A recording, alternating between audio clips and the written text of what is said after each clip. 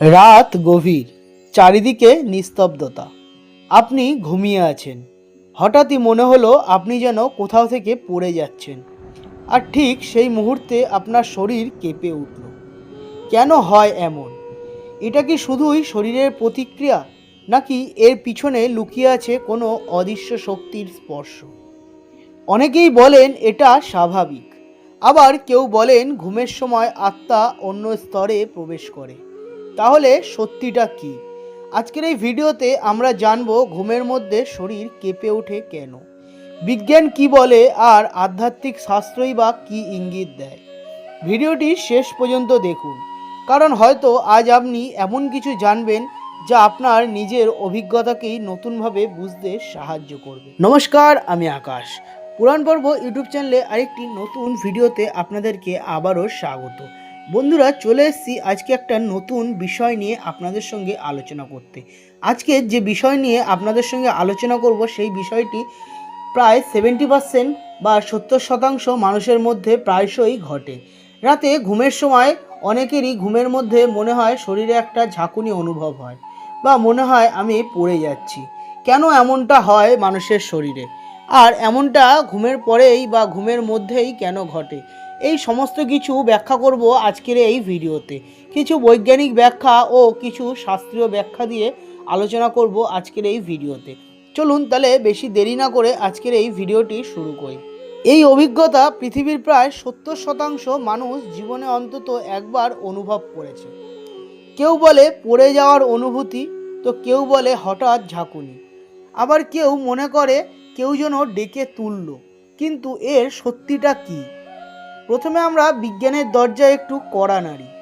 চিকিৎসা বিজ্ঞানে এই ঘটনাকে বলা হয় হিপনিক জার্ক বা স্লিপ স্টার্ট।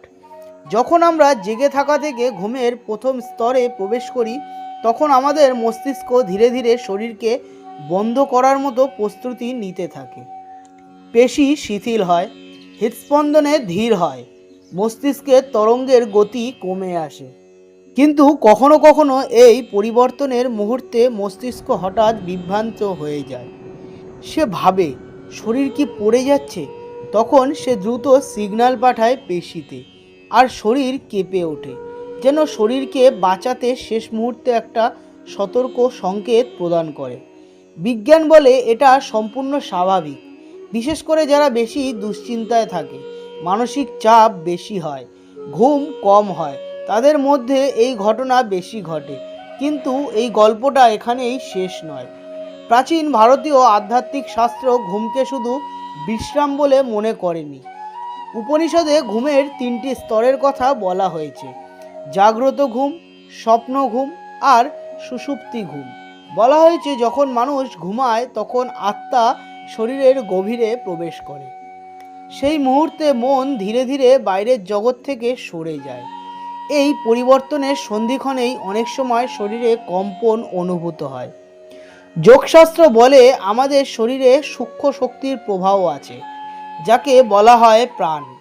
এই প্রাণ 5 ভাবে কাজ করে: প্রাণ, অপান, সমান, উদান ও ব্যান। যখন আমরা ঘুমের দিকে যাই তখন প্রাণশক্তির প্রবাহের দিক পরিবর্তন হয়। কখনো কখনো এই পরিবর্তনের সময় শক্তির স্রোতে সামান্য ধাক্কা লাগে। সেই ধাক্কাই শরীরের কাঁপুনি হিসাবে প্রকাশ পায়। তন্ত্রশাস্ত্রে আরও একটি গভীর ব্যাখ্যা আছে। তারা বলে মানুষের শরীর শুধু স্থূল দেহ নয়, এর সাথে আছে সূক্ষ্ম দেহ ও কারণ দেহ। ঘুমের সময় সূক্ষ্ম দেহ সক্রিয় হয়। অনেকে সাধক বলেন ঘুমের প্রথম মুহূর্তে আত্মা সামান্য ভ্রমণ করে। এই অবস্থাকে কেউ কেউ ক্ষণিকের আত্মপ্রস্থানও বলেন। তবে এটি মৃত্যুর মতো নয়, বরং গভীর বিশ্রামের এক স্তর। সেই স্থানান্তরের মুহূর্তে শরীর যেন হালকা এক ধাক্কা খায়, আর তখনই কাঁপুনি অনুভব হয়। আরেকটি ব্যাখ্যা কুণ্ডলিনী শক্তি নিয়ে। প্রাচীন সাধকেরা বিশ্বাস করেন মেরুদণ্ডের গোড়ায় সুপ্ত অবস্থায় এক মহাশক্তি অবস্থান করে, যা হলো কুণ্ডলিনী। সাধারণ মানুষ তা অনুভব করতে পারে না, কিন্তু ধ্যান, জপ, প্রার্থনা বা আধ্যাত্মিক চিন্তায় মন গভীর হলে সেই শক্তি সামান্য নড়াচড়া করতে পারে। তখন শরীরে হালকা কাঁপুনি উষ্ণতা বা বিদ্যুৎ প্রবাহের মতো অনুভূতি হয়। যদিও এই অভিজ্ঞতা বিরল, তবুও অনেকেই ঘুমের সময় এর আভাস পেতে পারেন। গ্রাম বাংলায় একটি প্রচলিত বিশ্বাস আছে, ঘুমের সময় শরীর কেঁপে উঠলে কেউ আপনাকে স্মরণ করছে বা আপনার কথা ভাবছে। যদিও এর বৈজ্ঞানিক কোনো প্রমাণ নেই, কিন্তু মানুষের অনুভূতির জগতে এইসব বিশ্বাস যুগ যুগ ধরে চলে আসছে। গরুড় পুরাণে ঘুমকে বলা হয় ছোট মৃত্যু, অর্থাৎ প্রতিদিন আমরা সামান্য করে মৃত্যুর স্বাদ গ্রহণ করি, আবার সকালে নতুন করে জন্ম নিই। সেই ঘুমে প্রবেশের সীমানায় দাঁড়িয়ে শরীর কখনো দ্বিধায় পড়ে যায়। সেই দ্বিধার মুহূর্তেই হয়তো এই কাঁপুনি দিয়ে ওঠে আমাদের শরীরে। তবে এখানে সতর্কতার কথাও আছে। যদি কাঁপুনি খুব ঘন ঘন হয়, খিঁচুনির মতো হয়, অথবা ঘুমের মধ্যে শ্বাস বন্ধ হয়ে আসে, তাহলে অবশ্যই চিকিৎসকের পরামর্শ নিতে হবে। কারণ সব কাঁপুনির পিছনে আধ্যাত্মিক কারণ নেই, শরীরেরও নিজস্ব নিয়ম আছে। সবশেষে প্রশ্নটা রয়ে যায়, এটা কি শুধু শরীরের ভুল সিগন্যাল, নাকি আত্মার এক গভীর রহস্য? হয়তো দুটোই। কারণ মানুষ শুধু মাংসপেশি আর হাড়ের তৈরি নয়, মানুষ একই সাথে শরীর, মন আর আত্মার সমন্বয়। পরের বারে যদি ঘুমের মধ্যে আপনার শরীর হঠাৎ কেঁপে ওঠে, ভয় পাবেন না। নিজেকে জিজ্ঞাসা করুন, আমি কি খুব ক্লান্ত, খুব চিন্তিত, নাকি আমার মন কোনো গভীর স্তরে প্রবেশ করেছে? হয়তো এই ছোট কাঁপুনি আমাদের মনে করিয়ে দেয়, আমরা শুধু শরীর নই, আমরা এক গভীর রহস্যময় সত্তা। ঘুমের মধ্যে সেই হঠাৎ কাঁপুনি হয়তো একটা কেবল স্নায়ুর খেলা, হয়তো এটি প্রাণশক্তির পরিবর্তন, অথবা হয়তো এটি আমাদের শরীর আর আত্মার সূক্ষ্ম সংযোগের একটি মুহূর্ত। ভয় পাওয়ার কিছু নেই, কারণ অধিকাংশ ক্ষেত্রেই এটি স্বাভাবিক।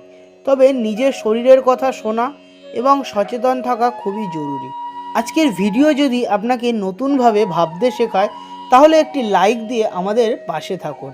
আমাদেরকে আরও বেশি বেশি করে ইন্সপায়ার করুন এরকম ধরনের ভিডিও তৈরি করতে, এবং বেশি বেশি করে ভিডিওটি শেয়ার করুন সেই সমস্ত মানুষদের কাছে যাদের ঘুমের মধ্যেও শরীরে কাঁপুনি অনুভব হয়, বা যারা বেশি চিন্তায় থাকেন, সারাদিন খুব চিন্তায় থাকেন, যাদের ঘুম কম হয়, সেই সমস্ত মানুষজন, আত্মীয় স্বজন, বন্ধুবান্ধবদের কাছে আপনারা এই ভিডিওটি শেয়ার করতে পারেন, যাতে তারাও সতর্ক হয়ে যায়, তারা ভয় না পায় এবং শরীরের দিকে লক্ষ্য রাখতে পারে।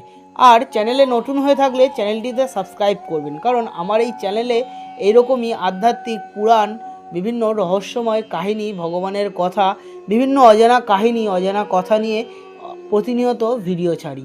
তো আপনাদের অবশ্যই ভিডিওগুলো ভালো লাগবে, আপনারা মন দিয়ে দেখবেন, অবশ্যই ভিডিও ভালো লাগবে। আপনাদের মতামতগুলো কমেন্ট সেকশনে কমেন্ট করে জানাবেন, আর একটু সাবস্ক্রাইব করে দেবেন, কারণ আপনারা ভিডিও দেখছেন, সাবস্ক্রাইব করছেন না। আপনারা সাবস্ক্রাইব করবেন আর ভিডিওগুলো একটু স্কিপ না করে শুনবেন, কারণ আমি তো অডিও রিলেটেড ভিডিও বানাই। আপনারা কানের পাশে মোবাইল রেখে বা হেডফোনে দিয়েও শুনতে পারেন। তাহলে ভিডিওগুলো অবশ্যই শুনবেন, আমার পাশে থাকবেন, আমাকে সাপোর্ট করবেন। আজকের মতো ভিডিওটা এই পর্যন্ত, দেখা হবে পরের কোনো একটা নতুন ভিডিওতে। ততক্ষণের জন্য ভালো থাকবেন, সুস্থ থাকবেন এবং সদা সর্বদা আমার এই পুরাণ পর্বত চ্যানেলের সঙ্গে যুক্ত থাকবেন। ধন্যবাদ।